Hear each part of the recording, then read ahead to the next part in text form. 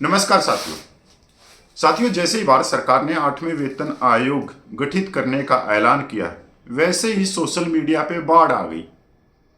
अपने अपने हिसाब से बहुत सारे विशेषज्ञ बने हुए, बहुत बुद्धिजीव बने हुए, जैसे कि वही फाइनेंस के एक्सपर्ट हैं।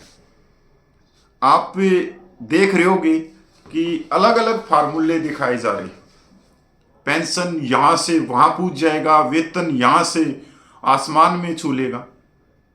ये एक अलग बात है, पर इस सोशल मीडिया पे जो एक अलग प्लेटफॉर्म है, सब अपने विचार यहाँ पे रखते हैं, आगे कर देते हैं।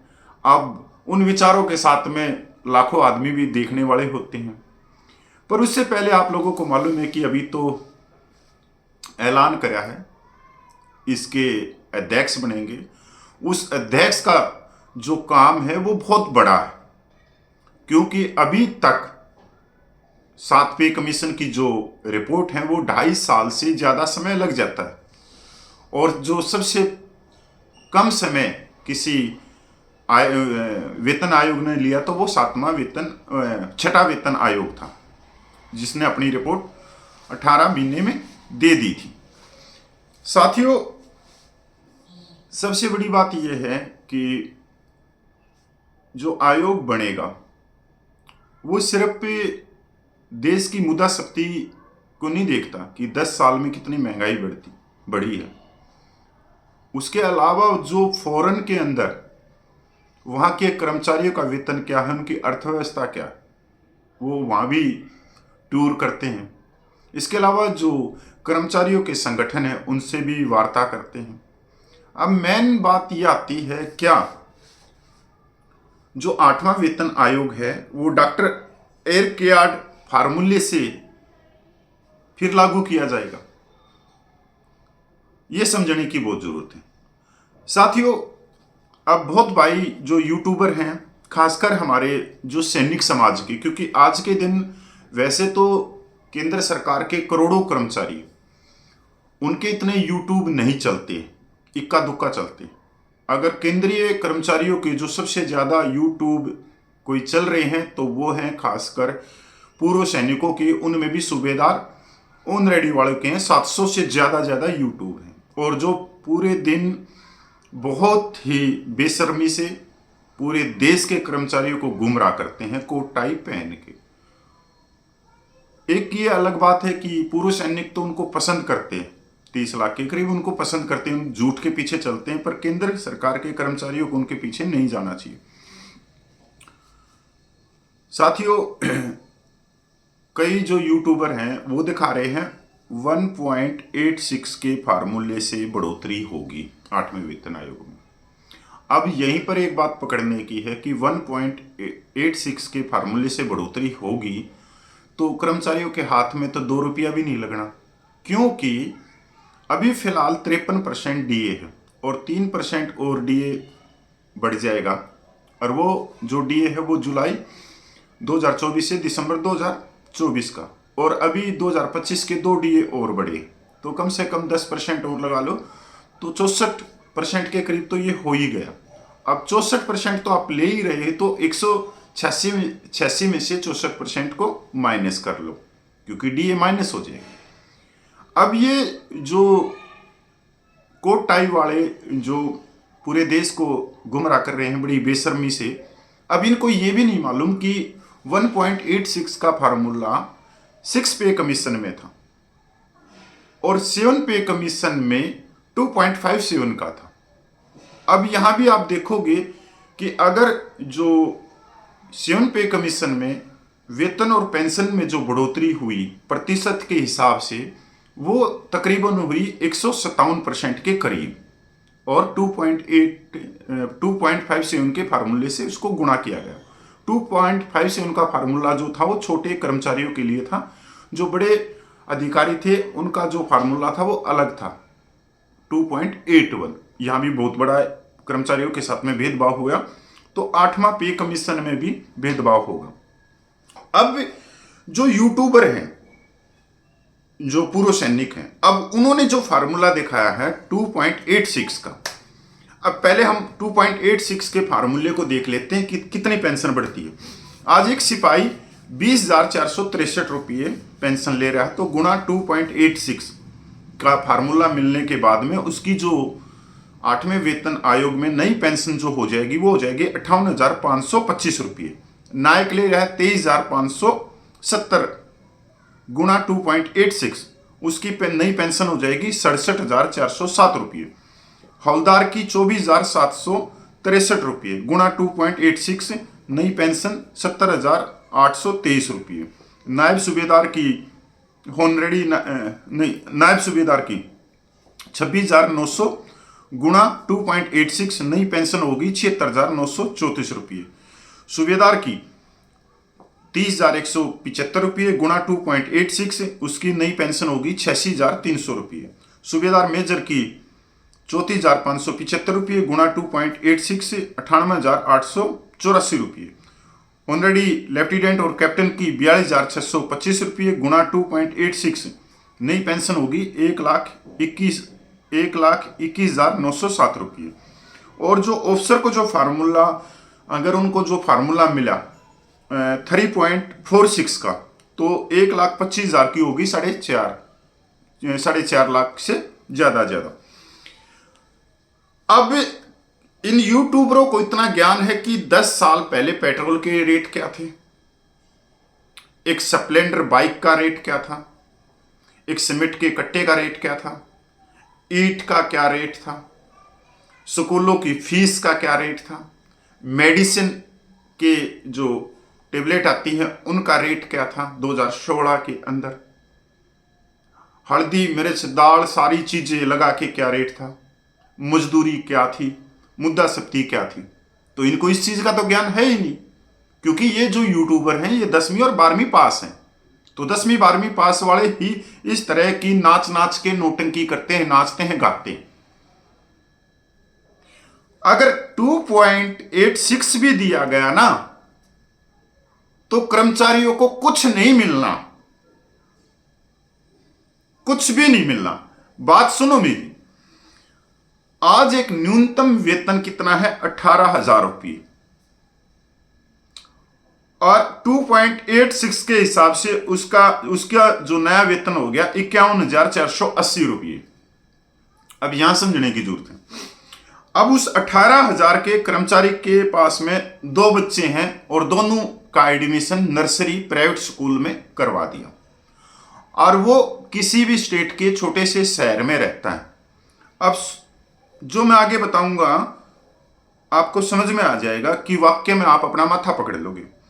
अब जो नर्सरी के बच्चे का एडमिशन स्कूल में करवाने के लिए गए, तो एडमिशन के लिए एक मुश्त राशि दे दी 25,000 से 35,000 रुपया। ट्यूशन फीस हर महीने 3,000 से 4,000 रुपया। नर्सरी वाले बच्चे की बता रहा हूं मैं, और छोटे से छोटा स्कूल प्राइवेट में, बड़े स्कूल की बात ही नहीं कर रहा कि अगर किसी शहर में बड़ा स्कूल हो तो उसकी फीस तो 7-8 हजार से ऊपर है नर्सरी वाले बच्चे की, ये कम से कम है। स्कूल बस 3,000 रुपया, किताबें ड्रेसें 14,000 रुपये से ज्यादा। आए दिन स्कूल में कोई ना कोई फेस्टिवल के ऊपर कोई फंक्शन चलता रहता, उनकी कभी नई ड्रेस लेके आओ, कभी ये ड्रेस लेके आओ, कभी वो ड्रेस लेके आओ, कभी ये सामान मंगवाते हैं, वो एक अलग खर्चा रह गया। तो एक बच्चे के ऊपर लग गया 1.5 लाख रुपया, और 2 बच्चों के लिए लग गया कितना 3 लाख रुपया। अगर जो ग्रामीण क्षेत्र में भी रहते हैं तो 3 लाख की जगह 2.5 लाख लगा लो, 3 लाख तो है ही है, 3 लाख तो उसी समय निकल गए। अब एक घर में हल्दी मिर्च दवाई दूसरी भी कोई भी सामान आ रहा है, सब्जी आ रही है, अनाज डलवा रहे हैं घर के अंदर, कोई छोटा मोटा और प्रोग्राम हो गया, तो कम से कम 20,000 रुपया पर मंथ, 20,000 रुपया हर एक परिवार में लग रहा है, और 20,000 से ज्यादा लग रहा है, मैं तो कम लेके आया हूं। तो 20,000 गुणा 12, 2,40,000 के करीब तो ये हो गया। अब 18,000 वाला जो 18,000 रुपया जो वेतन ले रहा था, उसका नया वेतन हो गया 51,480 रुपये के करीब। तो भाई अब 6 लाख रुपये के करीब तो वो ले रहा है, साल में 6 लाख रुपया तो उठाया, वो 6 लाख रुपया तो घर और उसकी बच्चों की फीस भरने में चला गया। तो ये जो डॉक्टर रिक्वायर्ड फार्मूले से जो पे कमीशन लाए गए हैं, ये आज के समय में ये चेंज होना चाहिए। 2.86 से भी किसी को कुछ हाथ नहीं लग रहा। अब और सुनो, पिछले सालों में खासकर 10 साल में सारी चीजें निजी हाथों में चली गई, मतलब ठेकेदारी में चली गई। चाहे परिवहन लगा लो, चाहे शिक्षा लगा लो, चाहे स्वास्थ्य लगा लो, सारी चीजें चली गई, सब प्राइवेट।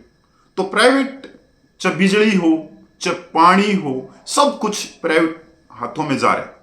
तो उसके लिए तो आपको ज्यादा खर्चा करना पड़ेगा भाई, प्राइवेट में जाओगे तो ज्यादा खर्चा करना पड़ेगा। अब बीमार हो गए तो सरकारी हॉस्पिटल में जाओगे तो वहां बेड नहीं है, तो प्राइवेट में जाना पड़ेगा। प्राइवेट में जाते ही आपके, मेरे हिसाब से छोटी मोटी चीज भी हुई, अगर आपके पेट में भी गैस है तो उसको बता देंगे कि नहीं अभी इसको इमरजेंसी में लेके जाएंगे और इसका ये चेकअप करेंगे, वो चेकअप करेंगे। नॉर्मल चेकअप करने में भी 50, 60, 70 हजार रुपये का बिल बना देंगे। अगर छल्ला डाल दिया तो उसके लिए तो कम से कम 3 या 4 लाख से ऊपर चले जाएंगे। तो 2.86 का फार्मूला यहां पर फेल हो रहा है, पर सरकार इसे 2.86 से भी नीचे लेके आएगी पे कमीशन को। क्योंकि मैंने 2 दिन में बहुत गहराई से इन चीजों को देखा है कि हम यूट्यूबियों की तरह कह तो देते हैं, हमारे को दिखता है कि भाई जो आज के टाइम जो सिपाही है 20,463 रुपया वो पेंशन ले रहा है, 53% डीए हो गया, मतलब उसके ऊपर उसका 11,000 रुपये के ऊपर 11,000 रुपये डीए हो गया, 31,000 रुपया हो गया। और नई जो पेंशन बनी 2.86 से भी वो 58,525 रुपया। अब जो मान लो सेनाओं की सबसे बड़ी ताकत क्या है? नौजवान। और नौजवान कब रिटायरमेंट हो जाता है? जब उसके बच्चे ही नर्सरी में होते हैं, दूसरी क्लास में, तीसरी क्लास में, तीसरी चौथी क्लास की बात नहीं करी। अगर उनका भी आपको उनका ट्यूशन फीस एडमिशन दिखा देता तो आपकी होश गायब हो जाती। तो उन नौजवान इसलिए वो सिक्योरिटी एजेंसियों में जा रहे 10,000 15,000 रुपये की नौकरी करने के लिए। अब जो बूढ़ा हो गया 60-65 साल का हो गया, उसको तो ठीक लग रहा है, उसको तो मैं 20,000 रुपया ले रहा हूं, 20,000 रुपया ले रहा हूं, क्योंकि उस समय जब वो 60 या 65 साल का हुआ तो उसके जो लड़का है उसकी उम्र कितनी मिलेगी? 35 साल से ऊपर। और उसके पोते की उम्र कितनी मिलेगी? कम से कम 16, 17, 18 साल का। मतलब उससे नीचे 2 पीढ़ियां, एक पीढ़ी तो कमा रही होगी, दूसरी पीढ़ी हो सकता है कि कमा रही हो। ऐसा ही कुछ ओआरओपी में हुआ था कि ओआरओपी में जिनका हक था प्रीमेच्योर वाले रिटायरमेंट वाला, उनको तो बाहर कर दिया, और जिनको 58 साल 60 साल 62 साल की नौकरी करके आते थे उनको ओआरओपी दे दी, जबकि उनके पोते ही 18, 19, 20 साल के फॉरेन में पढ़ रहे हैं। तो 2.81 का फार्मूला यहां पे बिल्कुल फेल हो रहा है। ये जो केंद्रीय कर्मचारी संगठन है उनको इस चीज पे जोर देना चाहिए। हमारे तो खासकर जो देखो 65 लाख के करीब केंद्र के कर्मचारी हैं, उसमें से 30 लाख, आधे से ज्यादा 30 लाख पूर्व सैनिक हैं। पर ये 30 लाख पूर्व सैनिक एक मंच पे नहीं है, क्योंकि ये सब के सब है जो गोदी यूट्यूबर जमात है, जो 700 के करीब जो कोट टाई पहन के वीडियो दिखा रहे हैं, ये उनके पीछे लगे हुए, ये मस्त हैं। बस उनके वीडियो को देख के ये सोचते हैं कि जिस कुएं में ये पड़े हैं यही समुंदर है। मतलब उनका वीडियो देख लिया तो इन्होंने भगवान का वीडियो देख लिया, उन्होंने जो बात कह दी वो सच कह दी इन्होंने, मतलब इनके लिए वही समुंदर है, इसके अलावा ये कभी देखना ही नहीं चाह रहे। जबकि मैं उन गोदी यूट्यूबरों को, कोटाई यूट्यूबरों को मैंने खूब देखा है, ऐसा नहीं है, पर आज तक उनका कोई वीडियो गया ही नहीं। ओआरओपी 1 से लेके ओआरओपी 3 आ गई। 2016 में पे कमीशन आया, जिसके अंदर यही गोदी यूट्यूबर कोट टाई वाले अलग अलग आंकड़े दिखाई दे रहे थे, बहुत ही अलग अलग। कोई कह रहा था ओआरओपी 3 में सूबेदार की 7,500 बढ़ जाएगी, कोई कह रहा था 9,500 बढ़ जाएगी, कोई कह रहा था 16,500 बढ़ जाएगी। चौमन्नी भी ना बढ़ी। हमने भी कहा कि चौमन्नी भी नहीं बढ़ी। और आप सारे वीडियो जाके देख लेना, आजकल मैंने प्लेलिस्ट बना दी है, प्लेलिस्ट में आप जब जाके देखोगे ORP3 में, ORP2 में, ORP1 में, तो आपको पिछले 5-6 साल के आपको सारे वीडियो एक ही लाइन में मिल जाएंगे। उसमें से कोई ढूंढ के लेके आना कि कपिल भाई आपने यहाँ पे गलत बोला। तो और चीजें भी रखेंगे जिससे ये जागरूकता जाए। मेरा इस चीज को समझाने का मतलब ये था कि क्यों अगर ये 700 जो यूट्यूबर हैं अगर ये दबाव बना दें कि 2.86 के फार्मूले से भी, चाहे वो जो केंद्र के कर्मचारी हैं, केंद्र के पेंशनर हैं, राज्यों के कर्मचारी उनके पेंशनर हैं, उनकी जीवन नहीं सुधर, वो वहीं के वहीं हैं, नीचे के नीचे ही बैठे रह जाएंगे। वो जो पैसा आ रहा है वो बाहर की बाहर ही जा रहा है। उसके बाद में वो ना तो अपने लिए कोई साइकिल ले सकता, ना कोई बाइक ले सकता। मतलब जीवन जीने का भी तो है यार, अच्छा पहनो, अच्छा खाओ। हम एक देश के विकास में भी तो काम कर रहे हैं ना, देश को भी तो हम ही चला रहे होंगे जो कर्मचारी वर्ग है, देश को कोई नेता थोड़ी चला रहा है। जब हम पूरे देश की सेवा कर रहे हैं, अगर बिजली कर्मचारी पूरे दिन उस टंकी के नीचे नहीं खड़ा होगा तो अंधेरा छा जाएगा। अब टंकी का फ्यूज भी उड़ गया तो फ्यूज कौन लगाएगा? बिजली का कर्मचारी लगाएगा। अगर डॉक्टर है, डॉक्टर इलाज नहीं करेगा सरकारी मेडिकल में, तो भाई वो इलाज कैसे चलेगा? मतलब हर चीज में, अगर रेल नहीं चलाएंगे तो हम कुंभ के मेले में स्नान कैसे करके आएंगे? अगर रेल वाले अपने घर बैठ गए तो देश को आगे कौन लेके चल रहा है? विकास कौन कर रहा है? चाहे बॉर्डर पे खड़े हो, चाहे देश के अंदर खड़े हो, चाहे पुलिस विभाग के हो, सब ये लेके चल रहे हैं देश को आगे, ना कि कोई नेता लेके चल रहा है। तो जो कर्मचारी वर्ग है वो अपनी देश भक्ति कर रहा है, अपनी देश सेवा कर रहा है, और उनकी सेवा करना भाई 140 करोड़ लोगों ने चाहिए। तो अगर ये 750 यूट्यूबर अपने सवाल पूछने लग जाए ना, वाक्य में बहुत ज्यादा सुधार हो। पर ये सारे के सारे बुद्धि मीडिया वाले, ये कभी पूछेंगे नहीं। इनको आ रहा है बहकाना, ये बहका रहे हैं, उसमें चल रहे।